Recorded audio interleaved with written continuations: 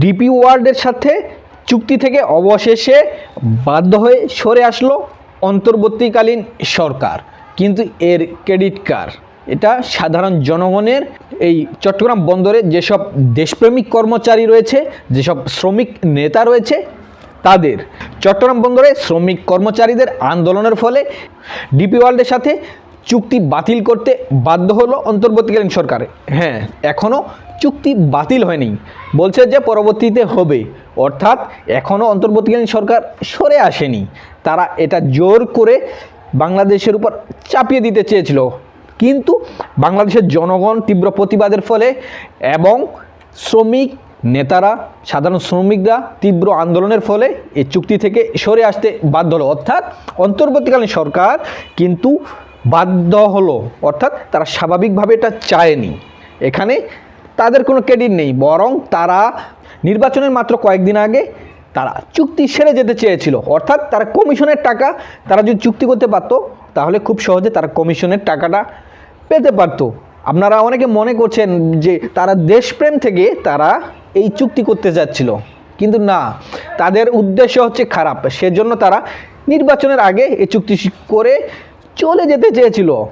আপনারা ইতিমধ্যে জানেন যে বিডার চেয়ারম্যান আশিক 600 কোটি টাকা কমিশন পেত যদি এই চুক্তি হতো। এই নিউজ সবখানে আছে। এটা কোনো অস্বাভাবিক ঘটনা না যে তারা এত উঠে পড়ে লেগেছিল এমনি।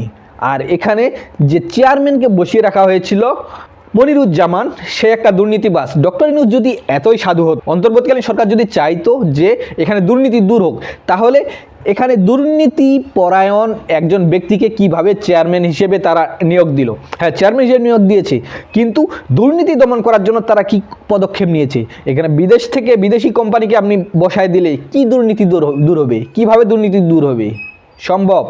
আপনারা নিজে দুর্নীতি দমন করতে পারেন না, আপনারা বিদেশি কোম্পানির সাথে চুক্তি করে বিদেশিদেরকে বন্দর তুলে দিয়ে আপনারা দুর্নীতি দমন করবেন। এই হলো আপনাদের দেশপ্রেমের নমুনা। মূলত ডিপি ওয়ার্ল্ড অবশেষে চুক্তি থেকে ডিপি ওয়ার্ল্ড নিজে সরে গেছে, কারণ তাদেরকে তো চুক্তি করার পর বন্দর হস্তান্তর করে দিতে হবে, তাই না? তাদের কাছে তুলে দিতে হবে।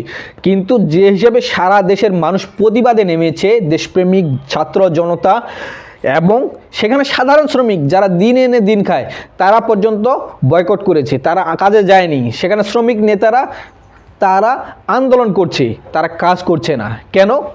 কারণ তাদের মধ্যে দেশপ্রেম আছে। এই বাটপারদের মধ্যে যে দেশপ্রেম নেই, তারা চায় যে দেশের মানুষ, দেশের কর্মচারীরা, দেশের মানুষ এটা চালাবে।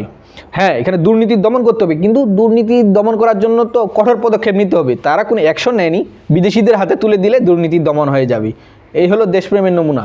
মূলত ডিপি ওয়ার্ল্ড যখন দেখলো তাদেরকে হস্তান্তর করা হবে না, তারা তো এখানে ইনভেস্ট করবে না, বিনিয়োগ করবে না, তাই না? তাই বাধ্য হয়ে তারা সরে এসেছে। আর অন্তর্বর্তীকালীন সরকার এখন বলছে যে না, আমরা এখন চুক্তি করব না। এটা সাধারণ কোনো ঘটনা নয়, বরং তার বাধ্য হয়ে এই কথা বলল। অন্যদিকে এখন সরকার বলছে যে আমরা বন্দর ডিপি ওয়ার্ল্ডকে আর দিব না। অর্থাৎ বন্দর যদি না দেওয়াই হয় তাহলে শ্রমিকরা তো এমনিতেই কাজে ফিরে আসতো, তাই না? তাদের তো কোনো দাবি দাওয়া ছিল না। তাদের দাবি দাওয়া ছিল যে ডিপি ওয়ার্ল্ডকে বন্দর দেওয়া যাবে না। আচ্ছা, সরকার যদি ডিপি ওয়ার্ল্ডকে বন্দর দিতে নাই চায়, তাহলে কেন দমন পীড়ন চালাচ্ছে শ্রমিক নেতাদের উপর? তাদেরকে ধরে নিয়ে যাচ্ছে ডিবি সদস্যরা, তারপরে কর্মচারীদের হুমকি দেওয়া হচ্ছে কেন? অর্থাৎ সরকার জোর করে এই আন্দোলন দমন করতে চেয়েছিল। তারপরে বহিষ্কার করেছে শ্রমিক নেতাদের, অনেক শ্রমিককে বহিষ্কার করেছে সেখান থেকে, কারো আবাসন কেড়ে নিচ্ছে, হুমকি ধামকি তো দিচ্ছেই। আসলে যখন কোনো মতেই শ্রমিকদেরকে কাজে ফেরাতে বাধ্য করা যায়নি, অর্থাৎ চুক্তি থেকে যখন সরে গেল ডিপি ওয়ার্ল্ড, মোটা কমিশন থেকে বঞ্চিত হলো ইউনূস, আশিক, বিডার চেয়ারম্যান আশিক, লুৎফে সিদ্দিকী, সাখাওয়াত হোসেন, মনিরুজ্জামানরা।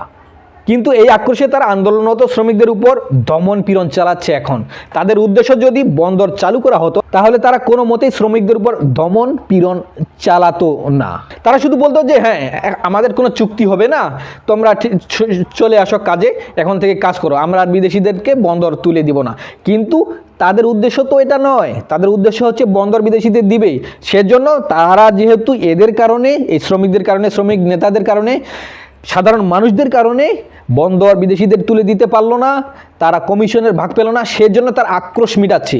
এখন তারা অনেক শ্রমিক নেতাকে ডিবির মাধ্যমে আইনশৃঙ্খলা বাহিনী তুলে নিয়েছে, তাদেরকে নির্যাতন চালাচ্ছে, অনেক শ্রমিককে বহিষ্কার করেছে। কেন? আক্রোশে। তারা এভাবে দমনপীড়ন চালিয়ে কি বন্দর চালু করতে পারবে? কোনো প্রতিষ্ঠানে যদি 15-20 জন শুধু শ্রমিক নেতাকেই এভাবে চাকরি থেকে বহিষ্কার করে, তাদেরকে গ্রেপ্তার করে আইনশৃঙ্খলা বাহিনী নির্যাতন চালায়, তাহলে কি বন্দর চালু হবে? হবে না। চুক্তি বন্ধ হওয়ার পর শ্রমিকদের উপর দমনপীড়ন বৃদ্ধি প্রমাণ করে যে বন্দর রক্ষা করা, বন্দর চালু করা, দেশের অর্থনীতি রক্ষা করা বা রমজান মাসে পণ্যের সরবরাহ নিশ্চিত করা কোনোটাই এই অন্তর্বর্তীকালীন সরকারের লক্ষ্য নয়। তাদের লক্ষ্য হইল বন্দর বিদেশিদের তুলে দেওয়া, যেভাবেই হোক, যে স্বার্থেই হোক না কেন। এর ভেতরে বিভিন্ন ষড়যন্ত্র আছে, এটা নিয়ে অন্যান্য ভিডিও দেখতে পারেন। সরকারের লক্ষ্যই ছিল কোনো মতে তড়িঘড়ি করে চুক্তি করে কমিশন বুঝে নিয়ে চলে যাওয়া, আবার তারা যে দেশ থেকে এসেছিল সে দেশে গিয়ে আরাম আয়েশে বিলাসী জীবন যাপন করা। আর সেটাই শ্রমিকরা আটকে দিয়েছে বলে তারা এমন আক্রমণাত্মক আচরণ করছে। কতটা প্রতিহিংসাপরায়ণ সেটা এদের আচরণে বোঝা যাচ্ছে। তারা ক্ষমতা থেকে চলে যাবে আর মাত্র 1-2 দিন আছে, এখনও তারা প্রতিহিংসাপরায়ণ হয়ে স্টিম রোলার চালাচ্ছে। যারা দেশের জন্য কথা বলেছে, যারা দেশের সাথে কথা বলেছে, অর্থাৎ এরা ডিপি ওয়ার্ল্ডের হয়ে কাজ করছে অন্তর্বর্তীকালীন সরকার, যেহেতু তারা কমিশন পেয়েছে।